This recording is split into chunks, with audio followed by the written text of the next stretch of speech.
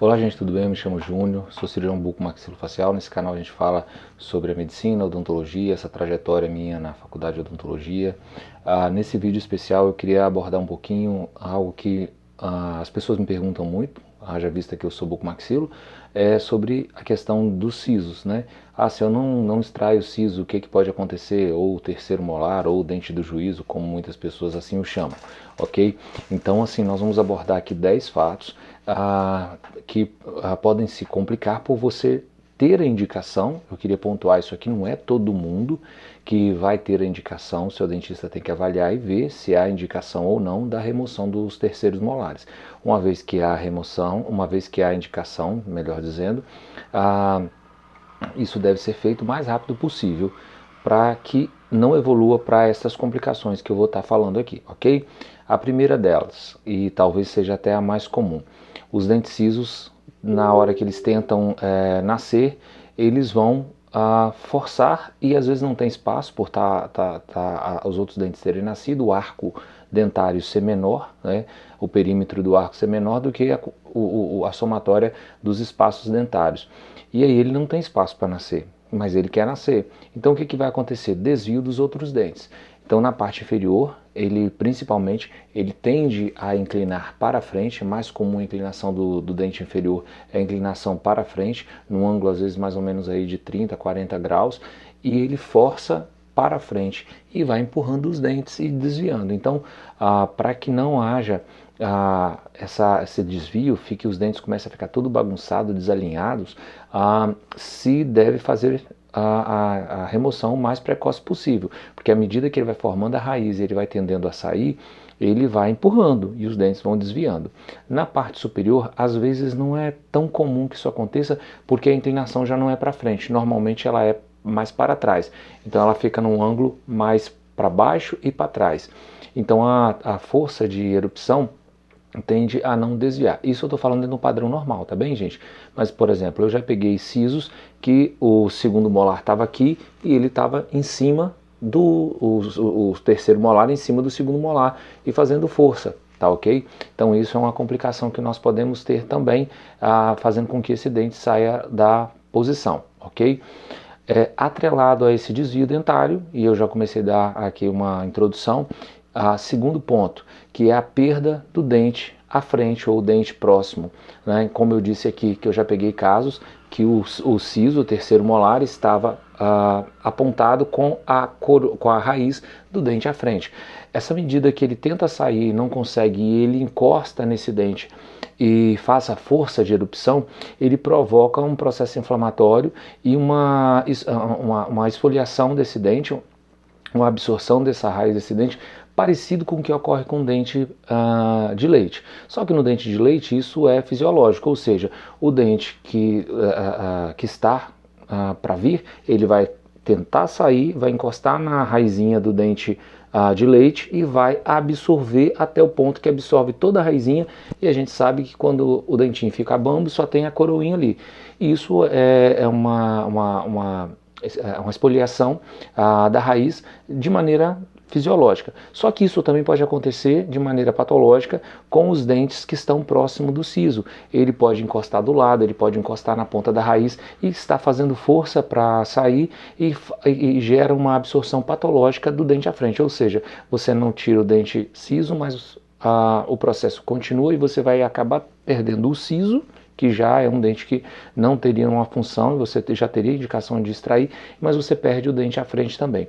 Outro fato, além da absorção da raiz, por causa dessa força de erupção, muitas vezes a inclinação que esse dente está, principalmente no arco inferior, você tem o dente à frente e o siso vem e encosta aqui. Esse espaço aqui, a gengiva começa a se abrir, mas o dente não termina de erupcionar e você não consegue fazer o quê? Higienizar. Então, ocorre uma lacuna, uma fenda que entra resíduo e você não consegue limpar. E ali começa a ocorrer uma descalcificação por causa dos produtos ácidos, das bactérias, e a cárie propriamente dita. Só que ela ocorre num local, às vezes abaixo até da junção amelo-dentinária, e começa a cárie na raiz. Aí quando você vai perceber que começa a doer, já está aquele buracão daquela cárie subgengival, abaixo do nível da gengiva, e que não tem mais o que fazer. Ou seja, você perdeu o siso e perdeu o dente à frente. Então é importante você, com o seu dentista, estar vendo se essa indicação e remover. O medo não vai fazer com que resolva o problema, pelo contrário, você vai estar só acumulando problema. Vamos lá então para um terceiro problema, que é a formação de cistos. Gente, olha só, é muito comum, tá? A formação de cistos por causa do capuz pericoronariano. O que é o capuz pericoronariano? Eu gosto de fazer uma analogia com os pacientes para que ele entenda. O capuz pericoronariano é como se fosse o útero do dente. Então existe um envoltório, e dentro desse envoltório, à medida que o paciente vai desenvolvendo os dentes, mas todos os dentes são assim, cada dente tem o seu envoltório, que é esse capuz pericoronariano. Ele é um capuz que é formado basicamente de tecido epitelial. E ali dentro vai formando o germe dentinário, esse germe vai desenvolvendo, vai crescendo e etc e tal, vai formando coroa, depois raiz e tal. Só que esse capuz, ele vai até a gengiva, ele se adere à gengiva, se rompe e abre. E ele tem a função de formar depois o suco gengival para produção de líquido de brio e tudo mais, tá? Então assim, ele tem a sua função até para formar o dente até basicamente a erupção. Porém, se você não tira, esse capuz ele não vai abrir, fundindo a gengiva e perder a sua função. Ele vai ficar fechado dentro do osso. Só que ele tem uma memória de formar dente. Ele terminou de formar dente e muitas vezes ele fica ali. Eu até brinco com o paciente, falo assim, opa, eu tenho que fazer alguma coisa, eu não posso ficar parado. E aí ele começa a produzir líquidos da própria descamação desse epitélio, e esses líquidos vão acumulando ao redor do dente. E aí quando você olha, está aquele cisto expandido, e essa expansão dentro do osso faz absorver o osso, começa a ter uma destruição óssea gigantesca, e muitas vezes envolve até outros dentes, além de perda óssea, perda dentária de dentes também próximo, tá ok? Então assim, é importante que seja feita essa remoção pelos fatos que eu já falei e pela formação de cistos também de erupção. É muito comum, principalmente nos dentes inferiores. Outro fato é a pericoronarite. Pericoronarite é uma inflamação do tecido pericoronariano, que esse dente, como eu falei, que fica ali encostado e você não consegue higienizar, vira uma bolsa, parecendo a bolsa do canguru, digamos assim, e aquilo vai entrando comida ali dentro, resíduos, bactérias, um monte de sujeira, e provoca uma infecção. E essa infecção gera pus, e esse pus começa a se infiltrar por baixo da gengiva e adentrar para o tecido conjuntivo, supraósseo e até abaixo do tecido muscular. A pericoronarite, ela dói muito, ela incomoda bastante, ela gera limitação bastante ao paciente, é uma dor bem desagradável, e que só se resolve, na verdade, com remoção do dente, tá? E junto com a pericoronarite, o quinto problema é o trismo. Quando essa pericoronarite ela evolui muito e começa um processo inflamatório mais exuberante, esses líquidos inflamatórios, eles vão para baixo da musculatura e faz com que a musculatura fique rígida. Então a pessoa não consegue abrir a boca, fica travada. Aí você imagina bem, você tem infecção, cheio de sujeira e o dentista não tem acesso. Olha como que é importante fazer essa extração o mais rápido possível. Então aí você tem que entrar com antibiótico, tem que fazer antibiótico terapia, reduzir as bactérias um pouco lá para depois, inevitavelmente, fazer a extração desse dente, para que o processo não continue. Beleza? Então falamos aqui da quinta complicação, que é o trismo. O outro fato, que evidentemente se você tem um monte de sujeira, bactéria ali, vai dar odores ruins. Então, às vezes a pessoa está tendo mau hálito por causa destas infecções, essa sujeirinha que está guardando debaixo da gengiva, porque esse dente não conseguiu erupcionar de maneira efetiva, ele está parcialmente erupcionado, e por mais que você esfregue, a escova ali, tente limpar, você não vai conseguir. E esses resíduos vão causar mau hálito, tá ok? Então você pode ter mau hálito porque essa erupção não foi completa e tem sujeira guardada ali entre um dente e outro, debaixo da gengiva, tá bem? Então é uma outra complicação. E atrelada a esses fatos que eu estou dizendo aqui, né, pericoronarite e tudo mais, nós vamos ter dor. Muitas vezes essa dor está atrelada à pericoronarite ou não. A própria força que o dente faz para erupcionar e não consegue, fica ele constantemente fazendo força, isso gera um desconforto. O paciente às vezes relata uma pressão, uma sensação de dor, mas não às vezes uma dor muito exuberante na região. Quando aí tem infecção, a dor se torna muito maior, muito pior, tá bem? Mas uma vez que se remove, a dor também vai embora, beleza? E na sequência de eventos da pericoronarite, nós podemos ter uma complicação que é a formação de abscessos. É muito comum eu receber no hospital, principalmente, pacientes chegarem lá com a cara de todo tamanho, com trismo, com o rosto enorme, por causa de infecção. Na fase aguda a gente não vai ter ponto de flutuação, ou seja, não tem pus, não tem o que fazer, não tem nada para drenar, água morna dentro da boca, não deve fazer por fora, para não vir um furo por fora, tá bem, gente? É bom também a gente dar esse spoiler aqui.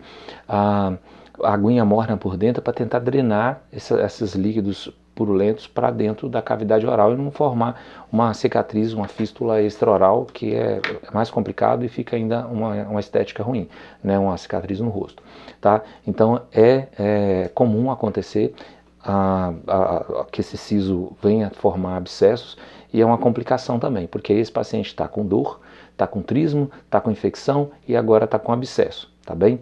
Então nós temos aí uma sequência de eventos que vai cada vez mais complicando a nossa vida se esse dente não for removido, tá? Nona questão, complicações infecciosas. Dente pode complicar de infecção? Pode. Não só o siso, mas uma série de todos os dentes da boca podem complicar. Mas nesse ponto eu queria tratar especialmente do siso, porque é o tópico que nós estamos falando aqui agora. O siso pode sim, pode não ser só um abscesso localizado, nós podemos ter uma angina de Luering, que é uma infecção que começa a espalhar para baixo do pescoço e pegar o pescoço todinho, se infiltrar pela região da traqueia e ir até em direção ao mediastino, esse pus, o que é uma complicação muito grande. Isso é comum de acontecer? Não, não é comum de acontecer. Às vezes está atrelado a uma baixa imunológica e outras coisas sistêmicas que levam esse paciente a ter. Às vezes o paciente ficou, toma antibiótico, melhora, para, toma antibiótico, melhora, para, não vai lá no dentista extrair esse dente, e aí fica fazendo ciclos e ciclos de infecção, melhora, remissão e tal, e até que ele gera uma colônia de bactérias extremamente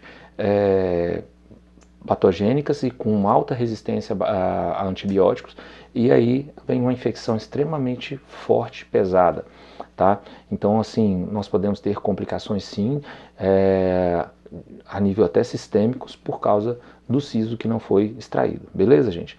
A 10ª questão é a anquilose dentária. O que é a anquilose dentária? Nosso dente ele não é colado no osso, nós temos as fibras de colágeno como se funcionasse como pequenos amortecedores que fica entre o osso e a raiz do dente.